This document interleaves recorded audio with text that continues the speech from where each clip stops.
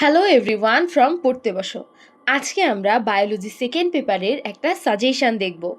তোমরা জানো যে বায়োলজি সেকেন্ড পেপারের বই থেকে সিকিউ এর টপিক যদি বের করা হয় তাহলে 100 থেকে 150টা টপিক বের করা যাবে, কিন্তু আমরা এখানে মূলত এমন 20টা টপিক দেখব যে 20টা টপিক যদি তোমরা আসলেই ফুললি পড়ো, এবং পড়ো মানে কি পুরো টপিকটা তোমরা মুখস্থ করবে, এমনভাবে সুন্দর করে পড়বে, তাহলে বলবো যে তোমরা সিকিউ এ ফুল মার্কই ক্যারি করতে পারবে। প্রথম অধ্যায়টা দেখি। প্রথম অধ্যায় হচ্ছে বিভিন্নতা এবং শ্রেণীবিন্যাস। অনেকে এই টপিকটা কি করে, স্কিপ করে, কিন্তু আমি বলবো যে তোমরা যদি সিকিউ এর ক্ষেত্রে স্কিপ করো, তারপরেও কি এমসিকিউ তো আসবে এটা। এবং যারা এই অধ্যায়টা সিকিউ এর জন্য স্কিপ করে তারা আসলে এমসিকিউতে অনেক বেশি বিভ্রান্ত হয়ে যায়, কারণ জটিল প্রশ্নই আসে। এই কারণে এই অধ্যায়টা আমরা স্কিপ করব না। যাদের মনে করো আগে থেকে দুর্বলভাবে পড়া আছে, তাদেরও আমি বলবো যে তোমরা 2 ঘন্টার ব্রেক নিয়ে নিয়ে অল্প অল্প করে এক একটা পর্ব পড়ে ফেলবে। এখান থেকে মূলত টপিক হলো দুইটা।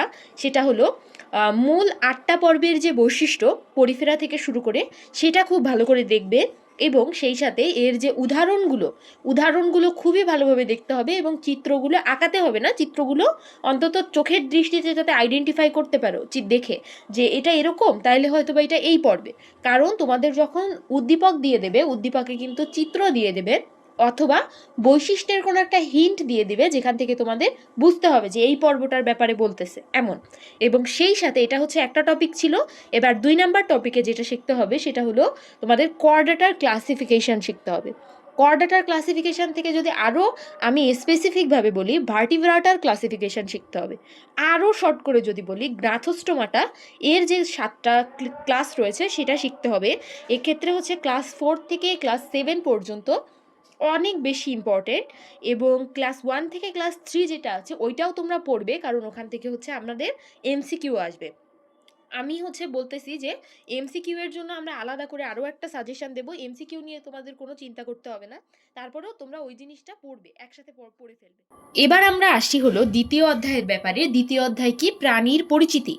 এই অধ্যায়টা আসলে অনেক বড় একটা টপিক, কিন্তু এখান থেকে আমি এখন মাত্র 6টা টপিক দিব, যে 6টা টপিক যদি তোমরা পড়ো তাহলে তোমরা অবশ্যই সিকিউ সলভ করতে পারবে। প্রথমেই আমাদের সবথেকে পরিচিত এবং প্রিয় টপিক কি, সেটা হলো হাইড্রা। হাইড্রার থেকে তোমরা মূলত 3টা জিনিস প্রথমেই পড়বে, এবং এই 3টা থেকেই কোশ্চেন আসবে।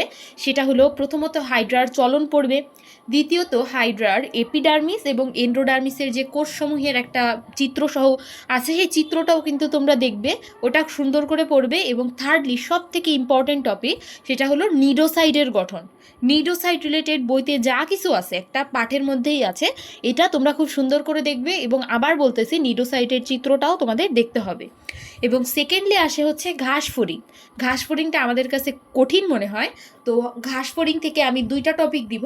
সেটা হচ্ছে তোমাদের অ্যাপোজিশন এবং সুপারপোজিশনের যে বিম্ব, অ্যাপোজিশন সুপারপোজিশনের বিম্ব, সেটা খুব সুন্দর করে তোমাদের পারতে হবে। এবং আরেকটা বিষয় হচ্ছে পুঞ্জাক্ষীর গঠন, এটা আমি দিতে চাই, পুঞ্জাক্ষীর গঠনটাও তোমরা দেখে যাবে। এবং তারপরে সেকেন্ডলি যদি আসি আমরা রুই মাছের ব্যাপারে, রুই মাছের সব থেকে ইম্পর্টেন্ট টপিক হলো বায়ুথলি। এবং এক্ষেত্রে শুধু বায়ুথলি না, বায়ুথলির যে চিত্র সেটাও কিন্তু দেখতে হবে। আর অ্যাপোজিশন সুপারপোজিশনের যে বিম্ব, সেটাও তোমরা চিত্র আঁকানো শিখবে। তো বায়ুথলির হচ্ছে তোমরা গঠন এবং সব কিছু বায়ুথলির ব্যাপারে পড়বে, এখান থেকে এমসিকিউও আসবে। এবং আরেকটা টপিক আছে, যারা হচ্ছে একটু দুর্বল এই অধ্যায় থেকে বা বায়োলজি সেকেন্ড পেপারের ক্ষেত্রে, তাদের জন্য একটা টপিক বলবো, সেটা হচ্ছে রুই মাছের সংরক্ষণ। যারা আসলে মোটামুটি ভালো পারো তাদের ক্ষেত্রে এই টপিকটা লেখার দরকার নেই, কারণ এতে আসলে ভালো মার্ক উঠানো যায় না। কিন্তু বাকিগুলোর ক্ষেত্রে তোমরা চিত্রটা প্র্যাকটিস করবে। এবং হ্যাঁ, এটাও আমাকে কমেন্ট করে জানাবে যে বায়োলজি সেকেন্ড পেপারের যতগুলো চিত্র আছে সেটা আমি তোমাদের এক জায়গায় করে একটা ভিডিও দিব কিনা। যদি তোমাদের দরকার হয় তোমরা কমেন্ট করো, তাহলে আমি অবশ্যই সেই ভিডিওটাও দিয়ে দিব। বাট সবার আগে তোমরা চ্যানেলকে সাবস্ক্রাইব করো, কারণ চ্যানেলে আসলে তোমাদের প্রয়োজনীয় আরও অনেক ভিডিও আসবে। ফার্স্ট অফ অল অ্যাডমিশনের একটা রোড ম্যাপ আসবে, এবং তাছাড়া আজকেই হার্টের গঠনের উপর একটা ডিটেইল ভিডিও দেওয়া হবে। আর তাছাড়াও তোমরা কমেন্ট করে জানাতে পারো যে কোন বিষয়ে ভিডিও দিলে আসলে ভালো হয়, বা কোনো পড়াশুনো রিলেটেড বিষয় যদি তোমাদের কোনো কনফিউশন থাকে আমাদের সেটা জানাতে পারো, এবং আমি চেষ্টা করব পার্সোনালি দ্রুত সেটা রিপ্লাই করে সমাধান করার। এবার আসি আমরা তৃতীয় অধ্যায়ের ব্যাপারে। তৃতীয় অধ্যায় হলো পরিপাক এবং শোষণ।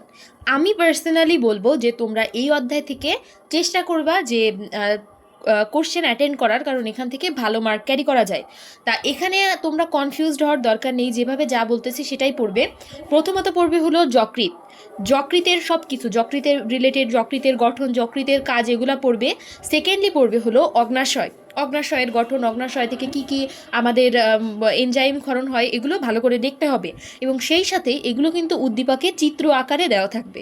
তো তোমাদের চিত্রটা জানতে হবে যে যকৃৎ আসলে দেখতে কেমন, অগ্নাশয় দেখতে কেমন, বা তোমাদের ক্ষুদ্রান্ত কেমন, পাকস্থলী কোথায়, এগুলো এই চিত্রটা জানতে হবে। একটা দেখবে বইতে একটা বড় চিত্র দেওয়া আছে, ওটা খুব সুন্দর করে দেখবে।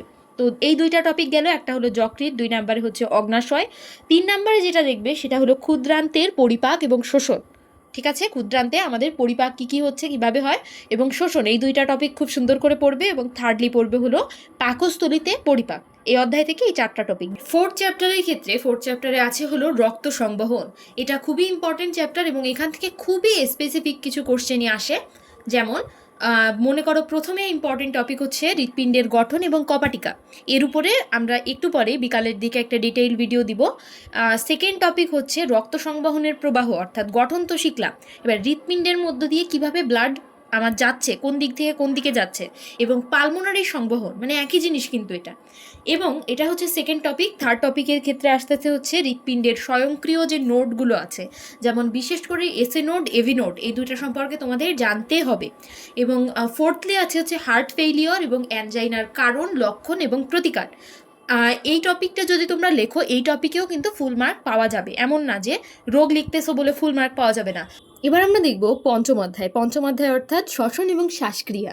এটা হচ্ছে আমার পার্সোনালি অনেক ফেভারিট একটা চ্যাপ্টার, কারণ এখান থেকে অনেক ছোট ছোট এবং ইজি টপিকের কোশ্চেন আসে। যেমন প্রথমত সবথেকে ইম্পর্ট্যান্ট হচ্ছে অ্যালভিওলাসের গঠন এবং কাজ। দেখবে যে এই প্রত্যেকটা টপিক যা বলতেছি বইয়ে একদম লাইন বাই লাইন দেওয়া আছে, তোমাদের উল্লেখ করা আছে টপিক আকারে, সেই জিনিসটাই শুধু পড়ে ফেলবে, তোমাদের এখন কাজ শুধু পড়া। তাহলে প্রথমে কি বললাম, অ্যালভিওলাসের গঠন এবং কাজ, খুব ইম্পর্টেন্ট। সেকেন্ডলি আসে হচ্ছে রক্তের মধ্যে গ্যাসের পরিবহন, দেখবে এটাও টপিক আকারে উল্লেখ আছে বইতে।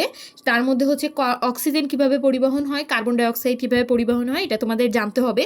যদি মাথা ঠান্ডা করে পড়ো বইয়ের লাইন বাই লাইন, তাহলেই বুঝতে পারবা, খুব বেশি কঠিন কিছু না। এবং থার্ড যে টপিকটা শিখতে হবে সেটা হচ্ছে শ্বাস প্রশ্বাস ক্রিয়া, অর্থাৎ শ্বাস প্রশ্বাস আমরা কিভাবে নেই, ডায়াফ্রাম কখন নিচে সরে যায়, কিভাবে কি হয়। নেক্সট হচ্ছে সপ্তম অধ্যায় অর্থাৎ চলন এবং অঙ্গচালনা। এই চ্যাপ্টারটা আসলে আমি বলবো যে তোমাদের যদি এই চ্যাপ্টারটা একটু কম পড়া থাকে, সিকিউ এর ক্ষেত্রে তোমরা অ্যাভয়েড করতে পারো, কারণ এই চ্যাপ্টার থেকে আসলে একটু ঘুরায় পেঁচায় কোশ্চেন আসে, যেটা আসলে ভুল হয়ে গেলে পুরোটাই ভুল হয়ে যায়। তারপরেও যারা করতে চায় এটা অ্যান্সার, তার জন্য আমি 4টা টপিক দিয়ে দিচ্ছি, এর বাইরে আসলে তোমরা আর অ্যান্সার না করা ভালো আর কি। 1 নম্বরে হচ্ছে অস্থির গঠন, 2 নম্বরে হচ্ছে বিভিন্ন পেশির গঠন এবং সেই পেশিগুলোর গঠনের মধ্যে যে পার্থক্য, এটা খুব ফ্রিকোয়েন্টলি আসে। এবং থার্ডলি সবথেকে ইম্পর্টেন্ট টপিক হচ্ছে আদর্শ কশেরুকার গঠন। এবং ফোর্থলি হচ্ছে মচকানো বা ভাঙার লক্ষণ এবং প্রতিকার, ওই যে রাইস দিয়ে আছে, এইগুলা খুব সুন্দর করে তোমরা পড়বে। যদি এর মধ্যে বাধে তাহলে লিখে দিবে, যদি শিওর থাকো যে এটাই লিখতে বলেছে। এবার আমরা জানবো হচ্ছে একাদশ অধ্যায়ের ব্যাপারে, অর্থাৎ জিনতত্ত্ব ও বিবর্তন। এটাও পার্সোনালি আমার ফেভারিট এবং আমি শিওর যে তোমারও ফেভারিট, যদি তুমি কিছু পরিমাণে পড়াশোনা করো। তাহলে এখান থেকেও আমি হচ্ছে 4-5টা টপিক দিব। মূলত এখান থেকে আসলে সব কিছু ইম্পর্টেন্ট এই অধ্যায়ের থেকে। তারপরেও খুব ফ্রিকোয়েন্টলি যেটা আসে বা আসতে পারে সেটা হলো, ফার্স্ট অফ অল তুমি এপিস্টাসিসের ব্যাপারে খুব ভালো করে শিখবে। এপিস্টাসিসের যে ক্রসগুলো আছে এগুলো ভালো করে জানতে হবে, এখান থেকেই আসে। এবং সেকেন্ডলি ফ্রিকোয়েন্টলি আসা টপিক হচ্ছে আমাদের লিথাল জিনেরটা অবশ্যই জানতে হবে। এবং মাঝে মাঝে আমাদের প্রকটতা, this is the third topic, প্রকটতার থেকেও আমাদের ক্রস আসতে পারে। এবং ফোর্থলি হচ্ছে বর্ণান্ধতা এবং বিভিন্ন ক্রস, যেমন কালার ব্লাইন্ডনেস, হিমোফিলিয়া এবং ব্লাড গ্রুপের যে XY ক্রস আছে, এগুলো তোমাদের ভালো করে জানতে হবে। এবং যদি ক এবং ক্ষয়ের জন্য বলো, সেই জন্য তোমাদের ম্যান্ডেলের প্রথম এবং দ্বিতীয় সূত্রটাও জানতে হবে। এই গেল আমাদের টোটাল একটা টপিক। এটা যদি তোমরা ফুললি কাভার করো, আমি শিওর যে তোমরা আসলে খুব ভালো একটা মার্ক ক্যারি করতে পারবে। যেটা যেভাবে বলেছি কনফিউজড হওয়ার কোনো দরকার নেই, যতটুকু বলেছি ঠিক সেভাবেই তোমরা টপিক ওয়াইজ বই থেকে পড়ে ফেলো, কোনো এক্সট্রা কোনো বই গাইড কোনো কিছুর দরকার নেই। তোমাদের কাছে যে বইটা আছে পাঠ্য বই, সেই পাঠ্য বইটা থেকে তোমরা এই টপিকগুলো দেখো, সূচিপত্রও লেখা আছে, পড়ে ফেলো।